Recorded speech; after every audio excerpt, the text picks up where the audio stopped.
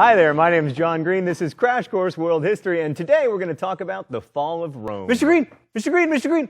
Who's that pretty lady? That lady, me from the past, is Emperor Justinian. We'll get to him in a minute.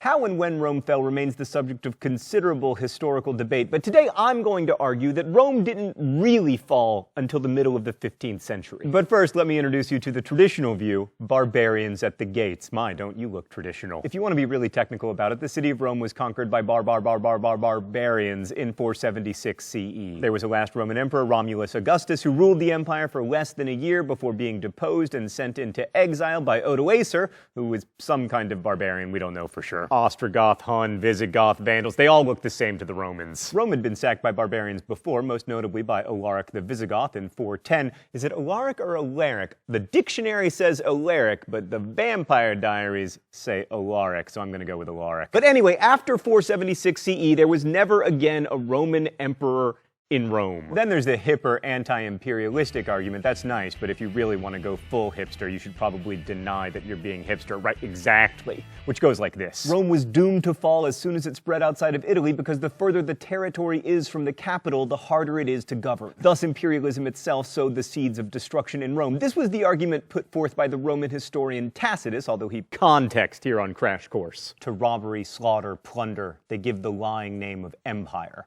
They make a desert and call it peace. There are two ways to overcome this governance problem. First, you can rule with the proverbial topaz fist. That's not the proverb? Really, Stan? It's an iron fist? But topaz is much harder than iron. Don't these people know their Mohs scale of mineral hardness? Regardless, the Romans couldn't do this because their whole identity was wrapped up in an idea of justice that precluded indiscriminate violence. The other strategy is to try to incorporate conquered people into the empire more fully, in Rome's case, to make them Romans. This worked really well in the early days of the Roman Republic and even at the beginning of the empire, but it eventually led to barbarians inside the gates. The decline of the Roman legion started long before Rome started getting sacked. It really began with the extremely bad decision to incorporate Germanic warriors into the Roman army. Rome had a long history of absorbing people from the empire's fringes into the polity, first by making them allies and then eventually by granting them full citizenship rights. But usually these foreign citizens had developed ties to Rome itself. They learned Latin, they bought into the whole idea of the aristocratic republic. By the 3rd and 4th century CE, though, the empire had been forced to allow the kind of riffraff into their army who didn't really care about the idea of Rome itself. They were only loyal to their commanders. And as you no doubt remember from the historical examples of Caesar, Pompey, Marius, contemporary Afghanistan, this is not a recipe for domestic bliss. So here was Rome stuck with a bunch of expensive and bloody wars against Germanic peoples who were really good at fighting, and then they had a great idea. Why not fight with these guys? So they essentially hired them, and soon the Roman legions were teeming with these mercenaries who were loyal mostly to gold, secondarily to their commanders, and not at all to Rome, which was a place that very few of them ever even saw. I mean, why would they even give a crap about the health and well-being of the Roman Empire? Am I allowed to say crap, Stan?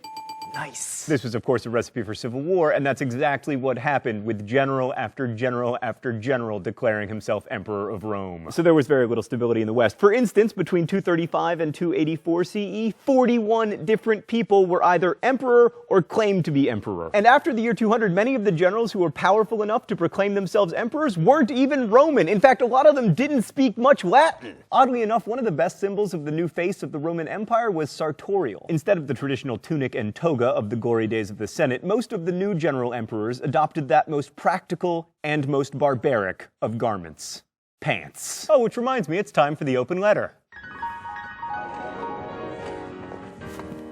An open letter to pants. But first, let's see what's inside the secret compartment.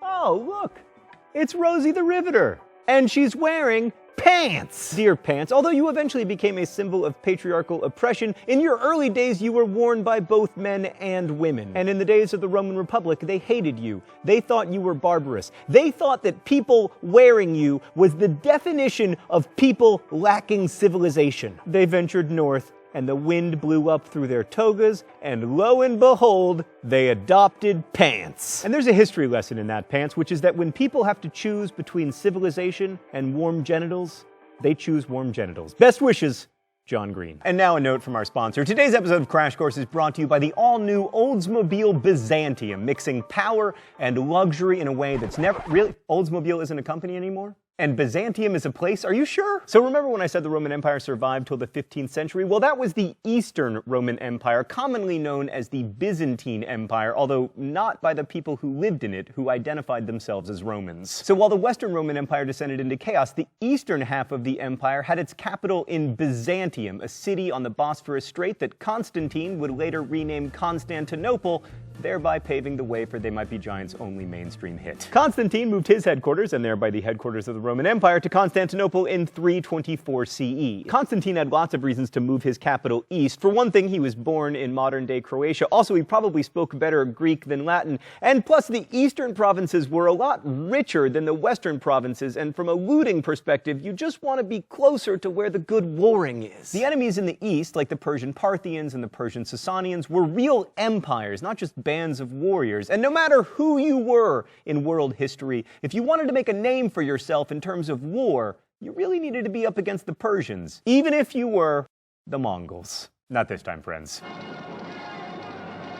As the political center of the Roman Empire shifted east, Constantine also tried to reorient his new religion, Christianity, toward the east, holding the first church council in Nicaea in 325. The idea was to get all Christians to believe the same thing. That worked, but it did mark the beginning of the emperor having greater control over the church. That trend would, of course, later lead to tensions between the church centered in Constantinople and the one centered in Rome, but more on that in a bit. To give you a sense of how dramatic this shift was, by the 4th century CE, Constantinople's population had soared while Rome's had gone from 500,000 to 80,000. And although the Byzantines spoke Greek, not Latin, they considered themselves Romans, and if they did, we probably should too. Let's go to the thought bubble. There was a lot of continuity between the old Western Roman Empire and the new Eastern one. Politically, each was ruled by a single man. Sometimes there were two, and once there were 4, but let's forget about that for now, who wielded absolute military power. War was pretty much constant as the Byzantines fought the Persian Sasanian Empire and then various Islamic empires. Trade in valuable agricultural land that yielded high taxes meant that the Byzantine Empire was, like the Western Roman Empire, exceptionally rich, and it was slightly more compact as a territory than its predecessor and much more urban, containing, as it did, all of those once independent Greek city-states,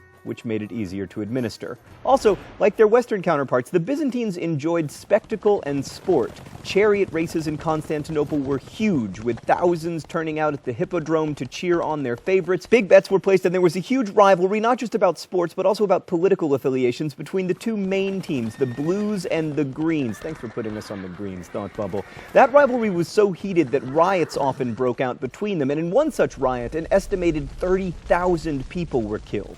Thanks, thought bubble. But perhaps the most consistently Roman aspect of Byzantine society was that they followed Roman law. The Romans always prided themselves on being ruled by laws, not by men, and even though that wasn't actually the case after the 2nd century BCE, there's no question that the Eastern Roman Empire's codification of Roman laws was one of its great achievements. And much of the credit for that goes to the most famous Byzantine emperor, at least after Constantine, Justinian.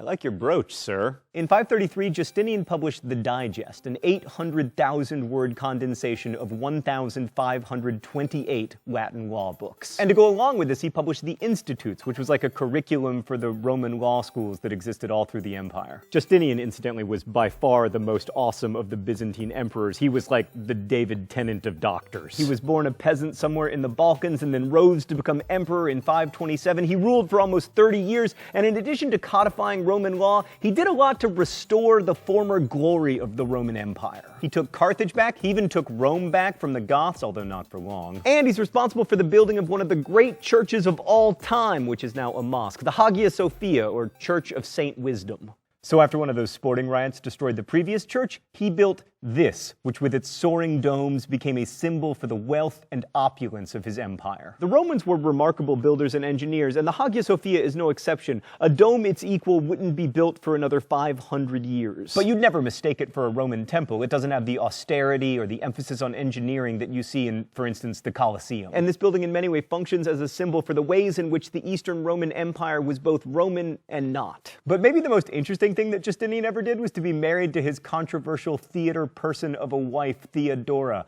Hey, Danica, can we get Theodora up here? Wow, that is perfect. It's funny how married couples always look like each other. Theodora began her career as an actress, dancer, and possible prostitute before becoming empress, and she may have saved her husband's rule by convincing him not to flee the city during riots between the Blues and the Greens. She also mentored a eunuch who went on to become a hugely important general. Mentoring a eunuch sounds like a euphemism, but it's not. And she fought to expand the rights of women in divorce and property ownership, and even had a law passed taking the bold stance that adulterous women should not be executed. So in short, the Byzantines continued the Roman legacy of empire and war and law for almost 1,000 years after Romulus Augustus was driven out of Rome. The Byzantines may not have spoken Latin, and few of their emperors came from Rome, but in most important ways they were Romans. Except one really important way. The Byzantines followed a different form of Christianity, the branch we now call Eastern or sometimes Greek Orthodox. How there came to be a split between the Catholic and Orthodox traditions is complicated. You might even call it Byzantine. What matters for us are the differences between the churches, the main doctrinal one being about the dating of Easter, and the main political one being about who rules whom. Did I get my whom right there, Stan?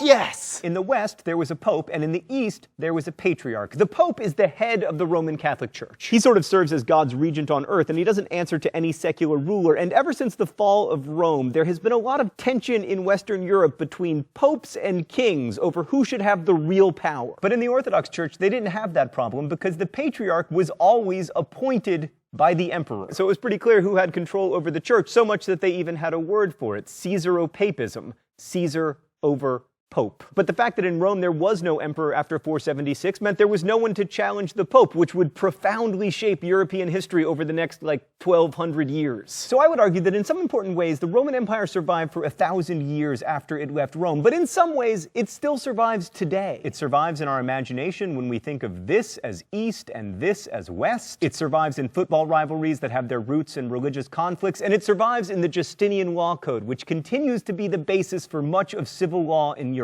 Next week, we'll talk about the emergence of Islam over here. How'd I do, Stan? Well, you can't win them all. Thanks for watching.